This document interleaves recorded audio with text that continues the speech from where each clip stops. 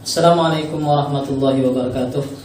Kepada yang terhormat Ibu Dekan Dr. Hajah Rodatul Jannah MPD serta seluruh panitia penguji ujian kinerja IPG dalam jabatan Angkatan 2 tahun 2022. Perkenalkan, nama saya Ahmad Habibi. Saya adalah seorang guru di SMKN 3 Kuala Kapuas sekaligus sebagai mahasiswa PPG dalam jabatan tahun 2022.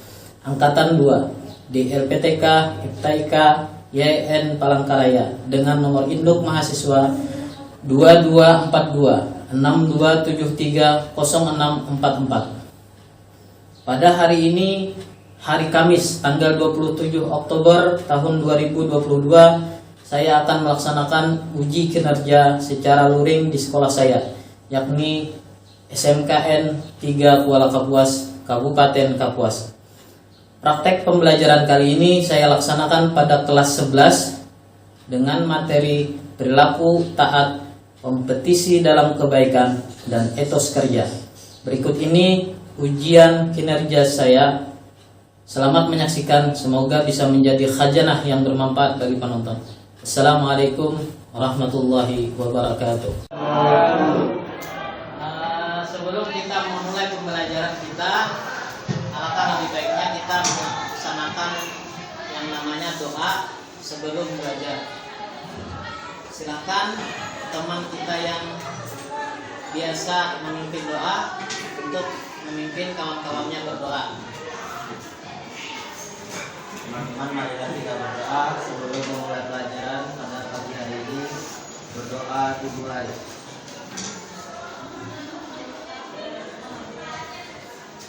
Doa selesai.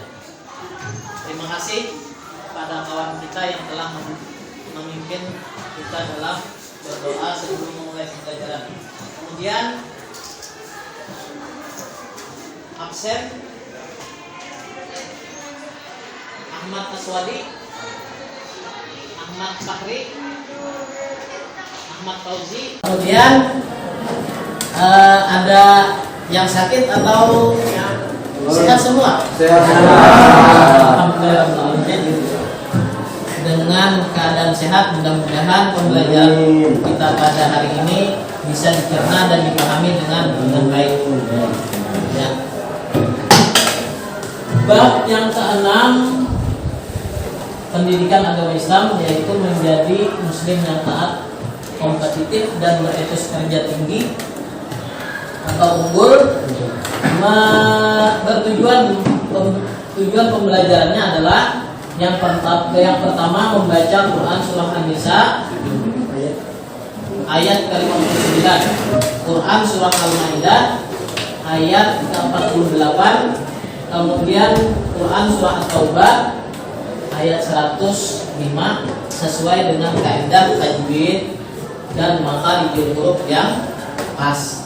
Jadi siswa-siswi sekalian diharapkan bisa membaca bacaan Al-Quran tersebut dengan sesuai kaidah-kaidah tajwid atau keilmuan tajwid, yang mana biasanya nanti di situ ada hukum-hukum yang terbagi menjadi 5 bagian antara nun mati dan tanwin itu. Ada yang ingat masih? Ijhar itu apa? Dibaca jelas. Apabila ada huruf ijhar bertemu dengan nun mati atau tanwin, maka hukum bacaannya adalah jelas. Nah, itu tujuan pembelajaran yang pertama. Yang kedua, menyebutkan arti Quran surah An-Nisa ayat 59, Quran surah Al-Maidah ayat ke-48, dan surah At-Taubah 105.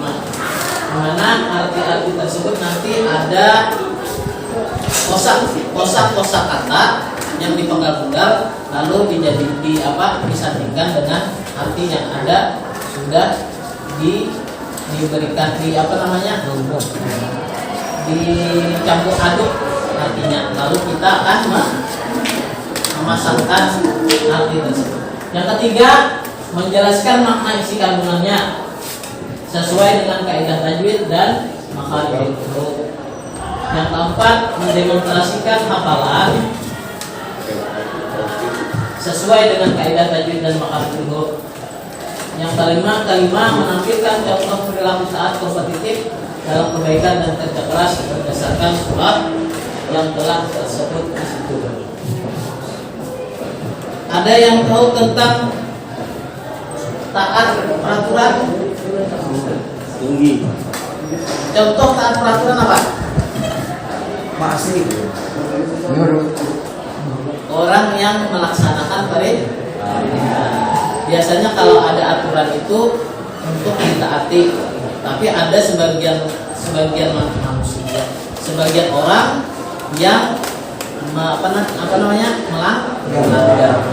Contohnya, umpamanya guru pendidikan agama Islam memeriksa buku jari kalian, apakah boleh panjang? Karena dalam riwayat yang mengatakan bahwasanya siapa yang kukunya panjang, disitulah iblis bergantung. Nah, jadi ada kesunatan dalam memotong jari itu. Ada hari Kamis, hari Jumat, hari Senin. Selain itu tidak diperkenankan atau bukan dilarang tapi tidak diperkenankan karena ada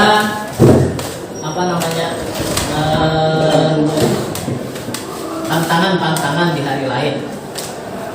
Imam Ghazali memilah awal untuk potong kuku itu dari kanan, kemudian dari telunjuk.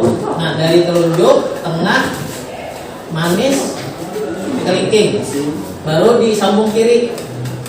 1, 2, 3, 4, 5, 6 diakhiri oleh jempol kan? Nah, itu mentaati peraturan dan mentaati sunnah Rasul namanya. Kemudian lagi peraturan di sekolah yang biasanya dilanggar apa aja?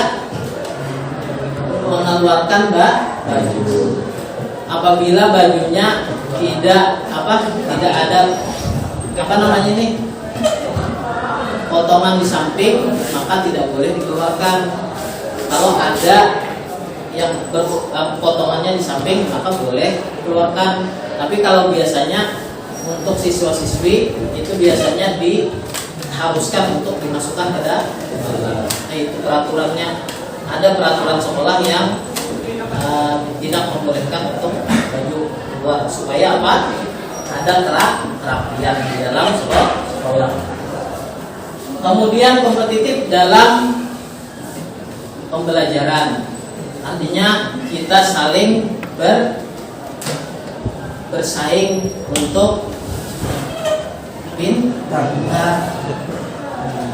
Apabila siswa-siswi itu belajar dengan giat, maka biasanya akan pintar.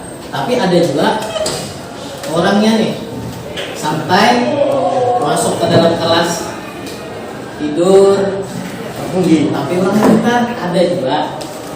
Cuman itu biasanya orang-orang memang IQ-nya sudah tinggi, bisa dites namanya IQ-nya. Biasanya itu lebih tinggi daripada kita. Setiap ada ulangan, pasti dia yang paling tinggi nilainya. Itu biasanya. Dan sifat iri yang dibolehkan oleh agama adalah sifat iri yang mengiringi orang tentang kebaikan. Itu adalah sifat yang dibolehkan oleh agama. Umpamanya kawan pintar, lalu kita iri, bukan dengki lah, tapi iri dengan kawan tersebut, lalu kita memacu diri kita untuk belajar sungguh-sungguh supaya bisa seperti kawan kita tadi. Kita lanjut kepada pembahasan.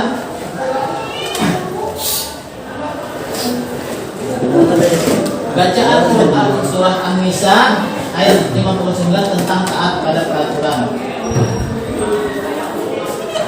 A'udzubillahi minasyaitonirrajim. Bismillahirrahmanirrahim. Ya ayyuhalladzina amanu atiiullaha wa atiiur rasul wa ulil amri minkum fa in tanaza'tum fi syai'in farudduhu ilallah war rasul. In kuntum tu'minuna billahi wal yawmil akhir dzalika khairu wa ahsanu ta'wila. Ini ayat tentang mentaati peraturan, entah itu peraturan di sekolah, entah itu peraturan di masyarakat, entah itu peraturan di mana lagi? Di lingkungan luar atau sosial masyarakat. Allah berfirman di sini, hai orang-orang yang beriman, taatilah Allah dan taatilah Rasulnya serta ulil amri di antara kamu. Ulil amri apa? Ada yang tahu ulil amri?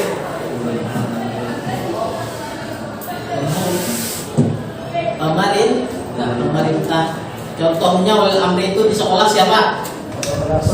Kepala sekolah. Betul. Siapa lagi? Wakil. Termasuk ulil amri di dalam sekolah. Wakil-wakilnya itu termasuk ulil amri. Kemudian yang paling rendah di tahapan sekolah yaitu satpam, itu termasuk ulil amri di dalam lingkungan sekolah. Karena satpam itu mengamankan lingkungan sekolah.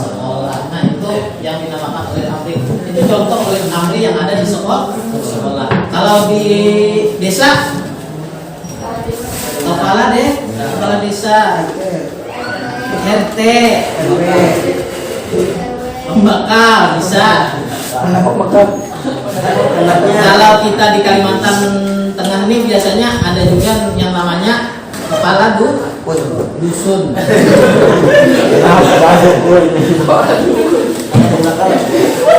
Kalau itu lain lagi, itu menyimpang dari ajaran agama Islam. Itu nanti hukumnya syirik.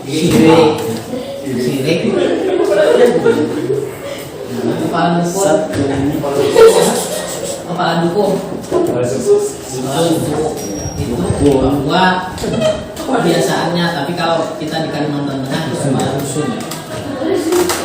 Kemudian lagi, maka jika kamu berlain pendapat tentang sesuatu, kembalikanlah dia kepada Allah, yaitu Al-Quran, dan Rasulnya, yaitu hadis. Apabila kita ada permasalahan tentang tidak sependapat dengan peraturan di sekolah umpamanya, cari dulu di Al-Quran, cari dulu di hadis. Kalau tidak ada di Al-Quran, maka kita cari di hadis.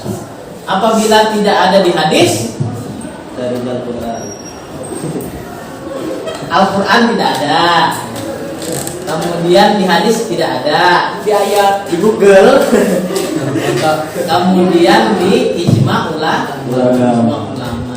Nah, itu kitanya ada 3 sumber hukum Islam.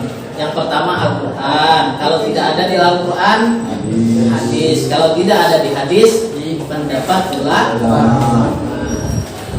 Jangan pendapat sendiri, karena sesat, menyesatkan kan. Nah, apabila pendapat sendiri biasanya itu dikawal oleh hawa nafsu. Keinginan sendiri aja, ini ada sesuai dengan kehendak kita, lalu kita sesuaikan dengan kehendak kita. Itu biasanya nafsu. Kemudian lagi, in kuntum tu'minuna billah, jika memang kamu beriman kepada Allah wal yaumil akhir dan hari kiamat, beriman kada? Beriman. Tanda-tanda orang beriman kepada Allah, kerjakan yang diperintah. Itu yang dinamakan takut atau takwa. Takwa lah. Arti takwa tadi mengerjakan perintah, meninggalkan larangannya. Sedangkan kita itu melaksanakan takwa itu sebagian, termasuk Bapak masih belajar. Sembahyang juga Jumat, sembahyang 5 waktu, sudahkah dilaksanakan?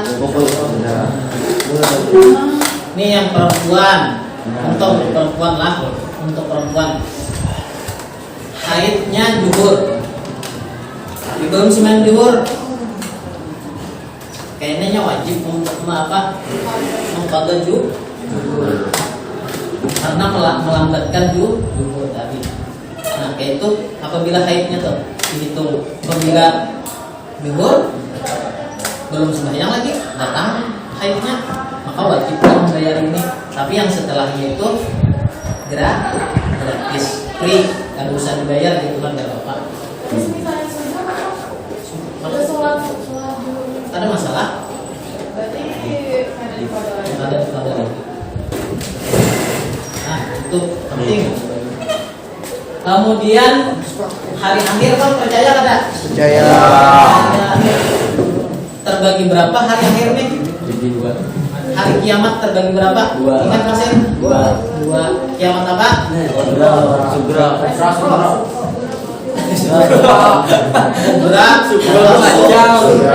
Bisa juga sugra atau sugra kayak apa? Contohnya?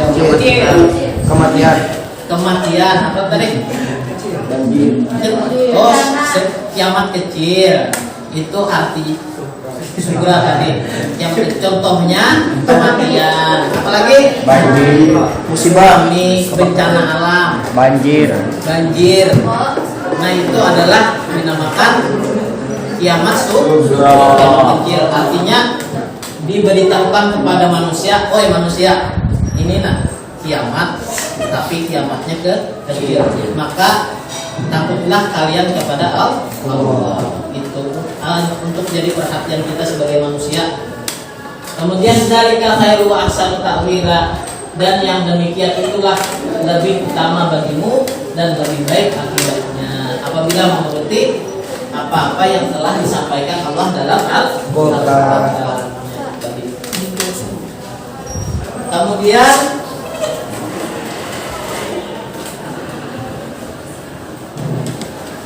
ya ayyuhalladzina, yang ada tanda-tandanya itu berarti itu ada hukum bacaan.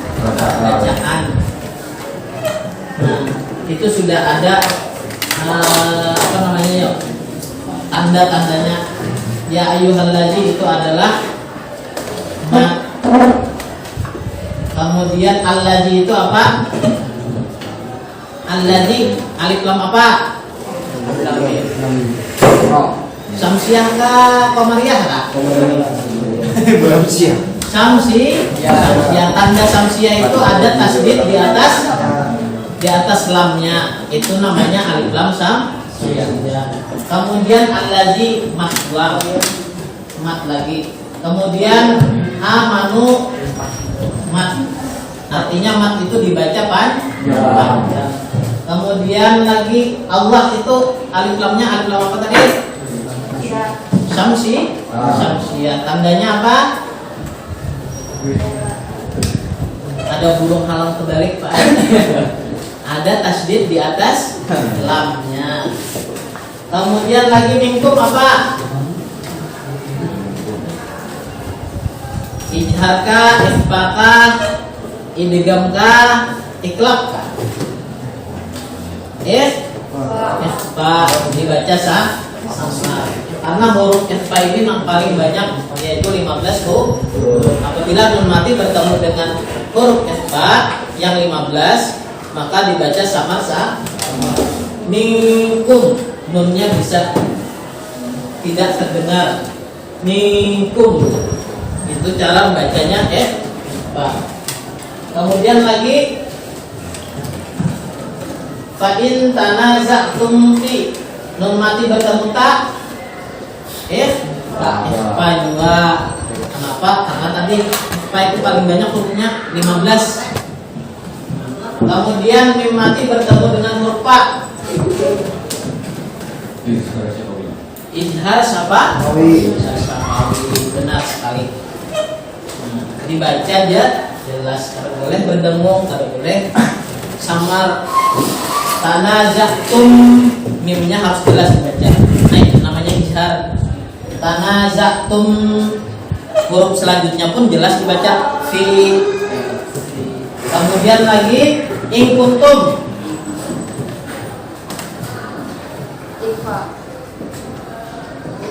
ifa.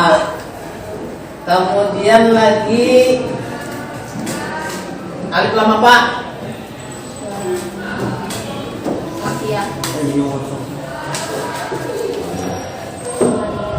Komari. Tandanya apa? Bulan di atasnya sukun. Itu tanda di komaria. Kemudian tanwin bertemu apa? Idgham bila guna.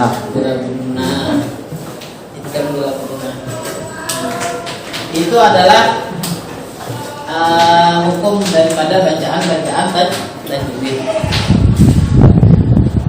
Kemudian lagi asbabun nuzul, Quran surah An-Nisa ayat 459 tentang taat pada aturan ini. Kenapa Imam Al-Bukhari meriwayatkan? Imam Bukhari ini siapa? Imam Bukhari ini adalah seorang ulama yang menghafalkan ratusan ribu hadis yang telah Nabi sabdakan. Betul sekali.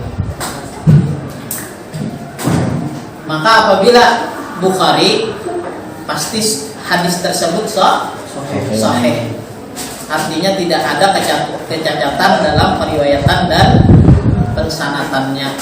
Di mana Imam Bukhari sangat menjaga ilat atau ketercelaan dalam hadis-hadis yang dibawakannya. Imam Al-Bukhari meriwayatkan berkalian dengan turunnya Quran tersebut, yakni terkait dengan penolakan para prajurit untuk masuk ke dalam api atas perintah Abdullah bin Huzaifah bin Qais selaku komandan dalam suatu sariyah atau peperangan yang tak diikuti oleh Nabi. Mereka kemudian mengadu kepada Nabi Muhammad SAW tentang batasan taat kepada ulil amri. Maka turun ini ayat sebagai jawaban atas problema yang telah mereka hadapi. Jadi Abdullah bin Huzaifah menyuruh para sahabat-sahabat yang lain yang dipimpin oleh beliau dalam peperangan yang tidak diikuti oleh Nabi untuk turun ke dalam api. Disuruh turun ke dalam api. Kita disuruh turun ke air aja kan bisa ada mau lah, lagi ke api. Tapi balasannya apa? Balasannya apa orang meninggal saat peperangan membela mati syahid. Mati syahid itu balasannya apa? Surga Allah Subhanahu wa taala. Nah, ini adalah asbabun nuzulnya. Jadi ujar Nabi, taati apa yang diperintahkan oleh pemimpin-pemimpin kalian. Walaupun itu bertentangan dengan hati nurani kali.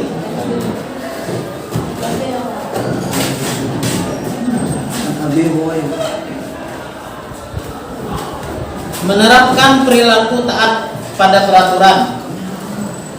Kita perlu menerapkannya dalam kegiatan kita dalam keseharian dan di dalam lingkungan ataupun sekolah ataupun di rumah.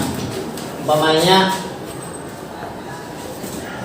orang tua kita menyuruh kita sholat 5 waktu, itu aturan sudah, tapi aturannya memang dari Allah dan disambung oleh orang tua sebagai orang tua untuk menjaga anaknya melaksanakan sholat 5 waktu. Wajib bagi kita untuk mentaati. Yang pertama, taat di antara disiplin dan beragama yang baik, melaksanakan ibadah secara tertib, salat 5 waktu. Nah, kalau sudah 15, 14, jangan lagi ada sembahyang 5 waktu.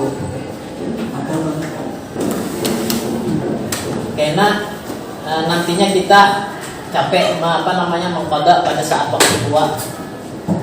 Apabila kita panjang umur, apabila kita ada panjang umur, bagaimana kita mengqada mengqada sholat yang 5 waktu ini. Kemudian yang B, taat pada Rasul, mengamalkan sunnah Rasul, berpuasa sunnah, makan minum. Nah, antara sunnah Nabi itu apa? Ada yang tahu? Sunnah Nabi dalam makan apa? Berdoa, memakai tangan,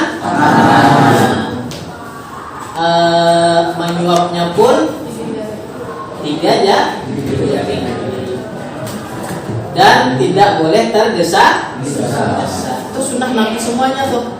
Apabila kita mengerjakan sesuai apa yang diperintahkan oleh Nabi, apa yang telah dilakukan Nabi, maka kita mendapat pahala sunnah. Artinya apabila dikerjakan mendapat pahala, ditinggalkan tidak berdosa. Itu namanya sunat. Apalagi berpuasa hari Senin, Kamis, apabila mampu melaksanakannya, karena itu adalah ibadah sunnah. Sholat duha antara jam 7 sampai adzan zuhur. Itu waktu sembahyang duha tuh dari jam 7 sampai orang adzan zuhur. Sebelum orang adzan zuhur masih bisa sembahyang duha.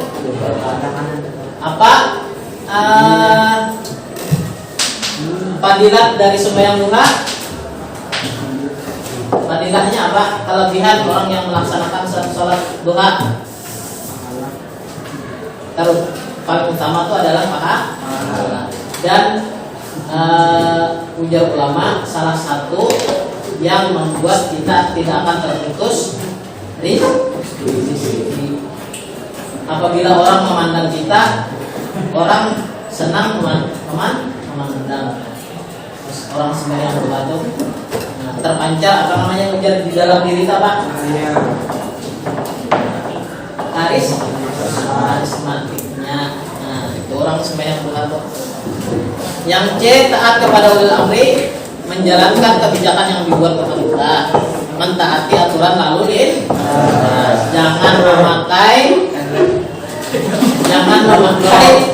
knalpot blok. Masih ada kah yang pakai knalpot blok? Ada. Jangan lagi. Kenapa? Salah satu yang menjadi dilarang itu adalah jadi cacian orang lah. Disumpahi. Nyarinya itu. Ini biar lanjut lagi. Kenapa? Karena apa? Percakapan yang tidak pantas diucapkan. Nah, itu kayak apa? Di lingkungan masyarakat, sosial masyarakat dan lalu lintas. Itu akibatnya nanti apabila melanggar. Kemudian lagi yang taat pada orang lain, menerima saran atau masukan yang baik. Jadi apabila kita disuruh orang tua kah, kawan kah, tapi itu berkaitan dengan kebaikan, maka kita seyogyanya untuk melaksanakan. Kawan, sembayangan kita, ayo jangan bisa alim kan nih. Nah gitu. Maka kebanyakan kita yang itu artinya banyak kita melakukan yang hal-hal yang kayak tadi, yang mana apabila kawan membawa kepada kebaikan dibantah dengan alim lah. Tapi yang paling dilarang itulah melakukan maksiat, membawa kawan. Yang F, taat pada diri sendiri, konsekuen terhadap keputusan yang diambil, menjaga pola makan dengan baik dan tertib, berolahraga, istirahat yang cukup. Itu untuk diri sendiri. Supaya apa? Supaya menjaga kesehatan diri kita, jangan sampai di sekolahan setelah malam umpamanya begadang ngantuk, sekelahan dan sebagainya.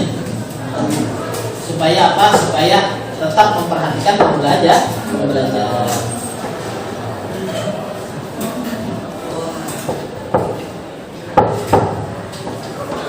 Kemudian lagi Quran surah Al-Maidah, sebab turunnya surah Al-Maidah ayat ke-48 ini tentang kompetisi dalam kebaikan. Ya tadi, boleh kada apabila kita selesai melaksanakan soal, kawan belum selesai, bolehkah kita untuk menolongnya?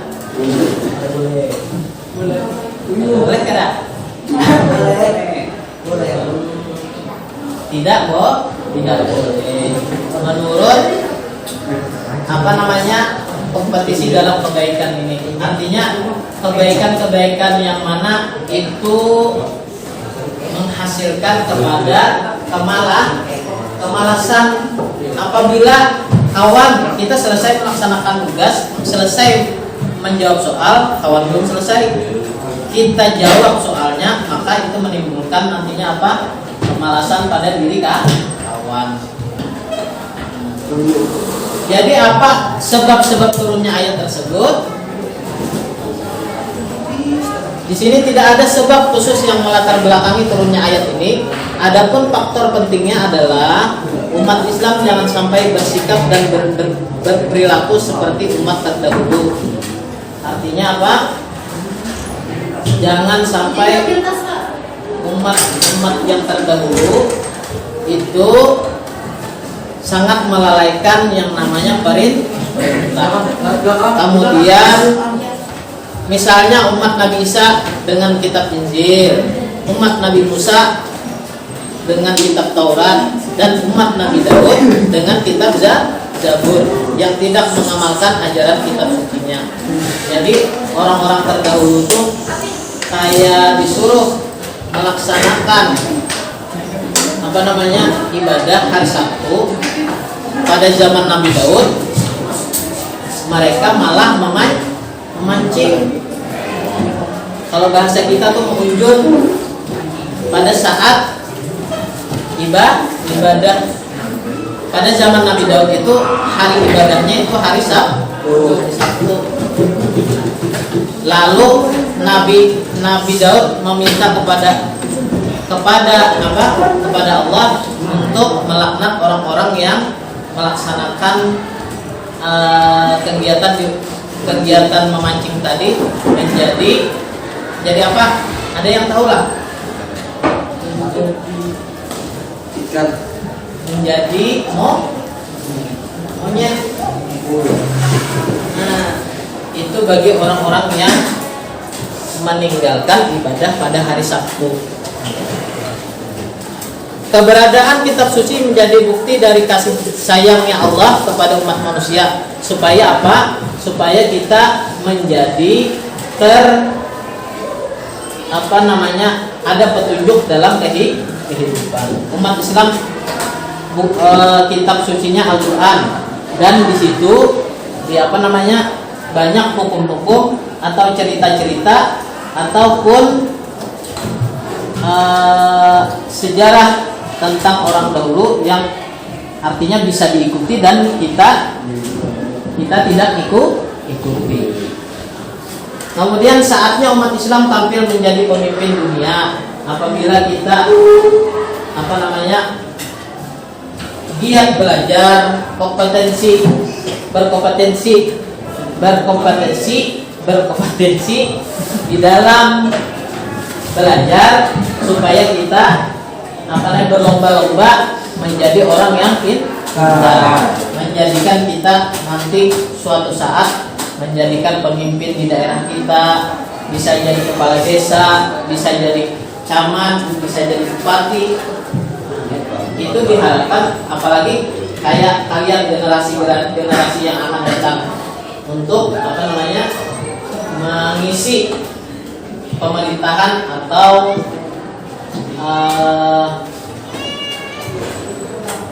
di kantor jadi guru, ada yang jadi camat nantinya. sampai jadi presiden.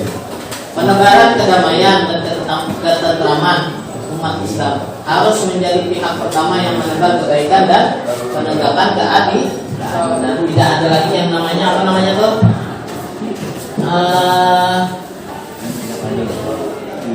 Yang sangat marak sekarang itu Islamofobia, orang takut dengan Islam.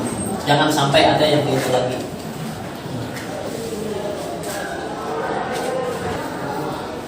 Nah, sampai di sini ada pertanyaan? Tidak ada pertanyaan. Kemudian untuk kegiatan pembelajaran kita yang selanjutnya adalah diskusi. Kita bagi 3 kelompok, perempuan laki-laki 2, perempuan 1 kelompok, laki-laki 2 kelompok. Silakan diatur kerjanya untuk melaksanakan kegiatan diskusi kita pada hari ini. Kelompok